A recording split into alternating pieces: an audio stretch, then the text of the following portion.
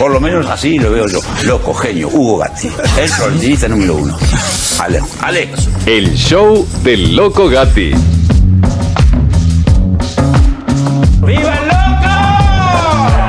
Hoy traemos a Hugo Orlando Gatti, conocido como el Loco Gatti, destacado por su amplia carrera en el fútbol, con 2 Copas Libertadores, una Copa Intercontinental y 3 Ligas Argentinas.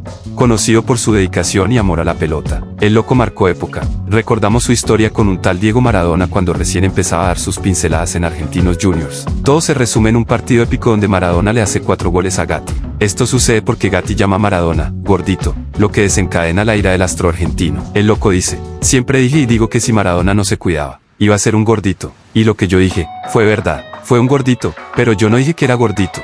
A pesar de este incidente, con el tiempo ambos se vuelven amigos y posteriormente salen campeones en Boca. También recordamos un penal de la leyenda Quique Wolf, cuando era jugador de fútbol, penal atajado por el Loco Gatti. Tiene 2 récords en el fútbol argentino, el primero con el de mayor cantidad de partidos disputados en primera división, con 765, y el de mayor cantidad de penales atajados, con 26, récord compartido con la leyenda El Pato Fillol. El Loco Gatti es considerado como uno de los mejores arqueros en la historia del fútbol y es uno de los grandes ídolos de Boca, con 6 títulos, y siendo clave en la primera Libertadores de Boca. Hugo Orlando Gatti nace el 19 de agosto de 1944 en Carlos Tejedor, provincia de Buenos Aires, y aquí es donde la leyenda empieza.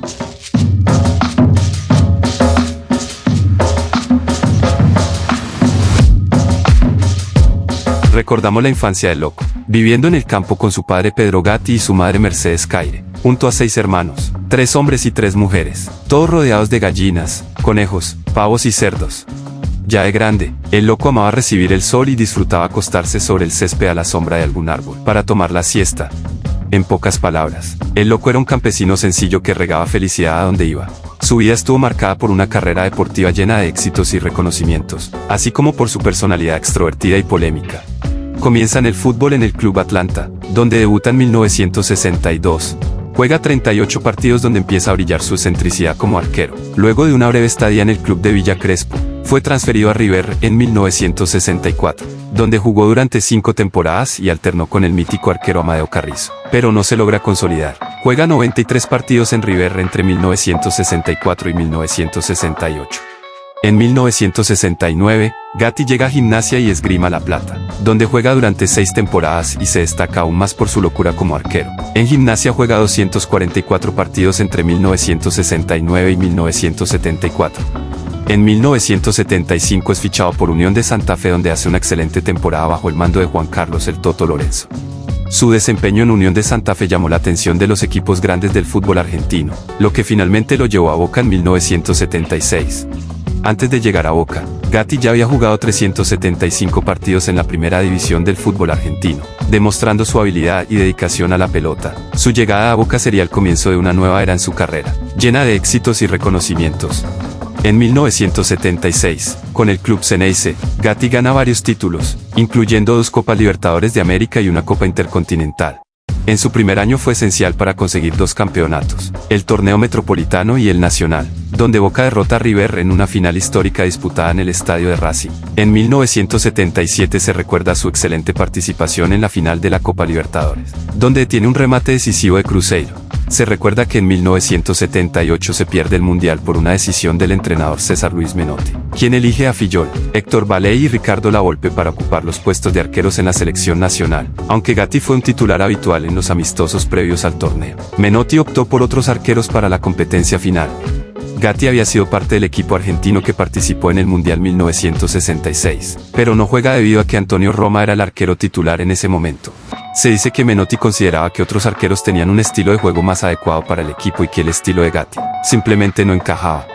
En 1981 pierde la titularidad a manos de Carlos Rodríguez. Dura una parte de la temporada como suplente y en el partido frente a Estudiantes de La Plata, el entrenador Silvio Marzolini decide volver a darle la titularidad. El Loco no defrauda y logra cortar un pelotazo largo. Sigue con el balón hasta mitad de la cancha y hace un pase a Perotti, que se va por toda la banda izquierda y marca el único tanto del partido. Desde este día hasta el final del campeonato, Gatti juega de titular y Boca conquista una nueva liga.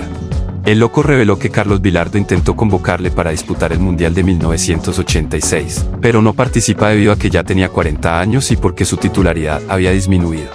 En 1988, con 44 años, ya llevaba más de 25 como futbolista profesional.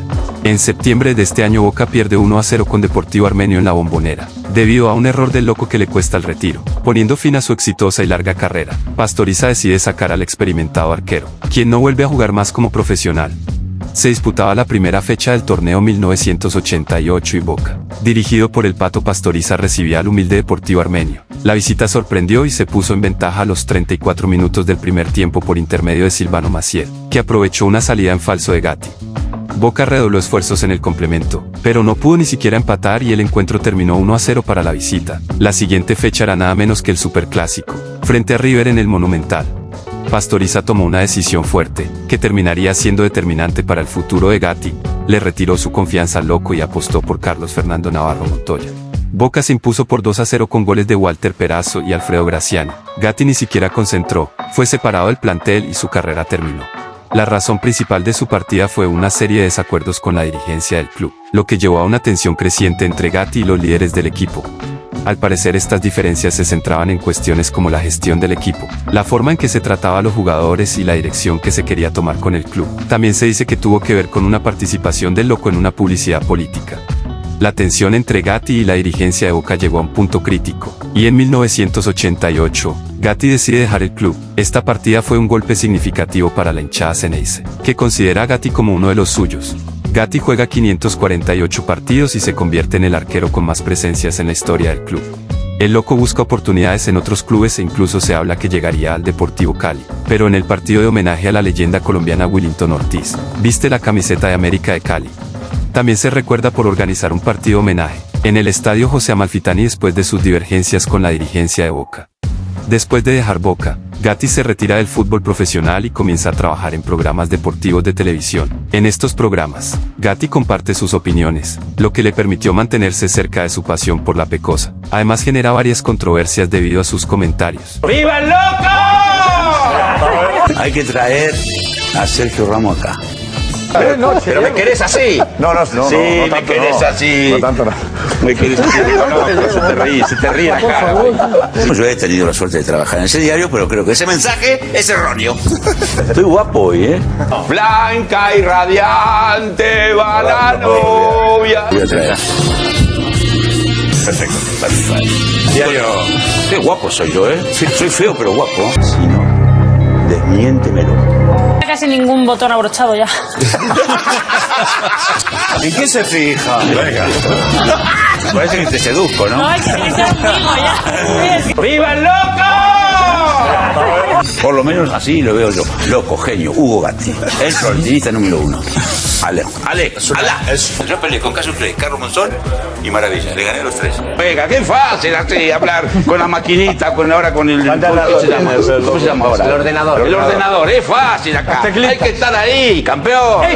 Yo he llegado a tener 10.000 cabezas ganado. ¿10.000 cabezas de ganado tenía? Políticamente incorrecto y dueño de un estilo único que se reflejaba tanto cuando se ponía los guantes como afuera de la cancha. El Loco dejó grandes frases a lo largo de sus más 80 años de vida. Se recuerda una frase del Loco: el primer arquero que jugó al fútbol fui yo. No era jugador con las manos para atajar. Yo llegué del campo y dije, soy un jugador de fútbol que tiene la ventaja de usar las manos. Una vez le preguntaron sobre los mejores jugadores de la historia. El Loco responde diciendo que los mejores jugadores del mundo son los brasileños y argentinos, y siempre los jugadores de otros países les tienen miedo y respeto. Dice que Messi puede ser que sea el mejor del mundo, pero para el Loco, el mejor es y será Pelé, después Alfredo Di Stéfano, Maradona, Cruyff y después Messi. Refiriéndose al puesto de técnico dijo: a los jugadores hay que utilizarlos en la selección cuando están pasando un buen momento. Tiene que entender que los únicos que sacan campeón a un equipo son los jugadores. El Loco en algún momento dijo que si no fuese por el fútbol sería un borrachito de pueblo. Se recuerda una historia en Rusia en el memorable triunfo por 1-0 de la selección de Menotti ante la URSS. Partido con gol de Kempes y debut de Pasarela. Este partido fue jugado en Kiev, bajo la nieve, con varios grados bajo cero, protegido con calzas de lana y gorrito. El Loco cuenta que tenía una botellita escondida detrás de uno de los postes, la cual se toma y dice: jugué el mejor partido de mi vida.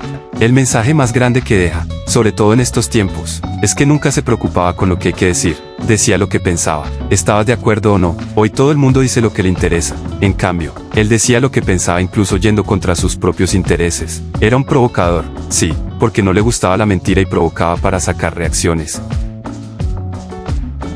El Loco era un tipo especial, diferente, tan distinto que cambió la historia de los arqueros. Se dice que el primer Loco, incluso antes del Loco Higuita, fue Gatti.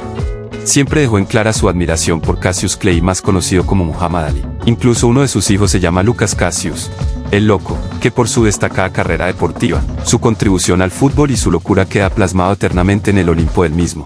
Gatti es el ídolo de muchos y considerado como uno de los grandes, no solo del fútbol argentino sino de todas las leyendas del balón. Gracias, Loco Gatti, por regalarnos momentos inolvidables en el campo de juego y por ser un ejemplo de pasión y dedicación al deporte que amamos. Polémico, tímido y a la vez todo un showman, deja un legado enorme, más allá del orden en que se lo quiera ubicar. Hasta siempre, Loco Gatti. El fútbol es una droga que hay veces que por ahí tomo de más y me vuelvo loco. El show del Loco Gatti. ¡Viva el loco! ¡Viva el loco! ¡Viva el loco! No, morí alegre, como los que realmente amamos la vida.